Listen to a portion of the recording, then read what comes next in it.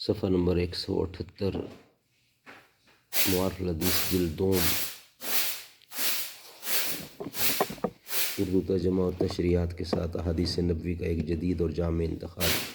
معارف الحدیث، تالیف مولانا محمد منظور نعمانی رحمۃ اللہ۔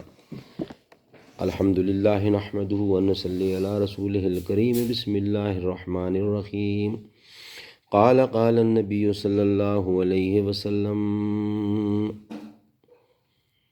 حضرت ابو ہریرہ رضی اللہ سے روایت ہے، فرماتے ہیں کہ میں نے صادق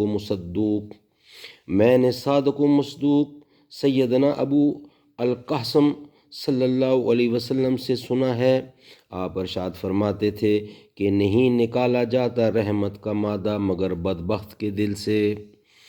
مطلب یہ ہے کہ رحم اور ترس کے مادہ سے کسی کے دل کا بالکل خالی ہونا اس بات کی نشانی ہے کہ اللہ کے نزدیک وہ بدبخت اور بے نصیب ہے، کیونکہ کسی بدبخت ہی کا دل رحمت کے مادہ سے خالی ہوتا ہے۔ صدق اللہ العلی العظیم و صدق رسولہ النبی الکریم۔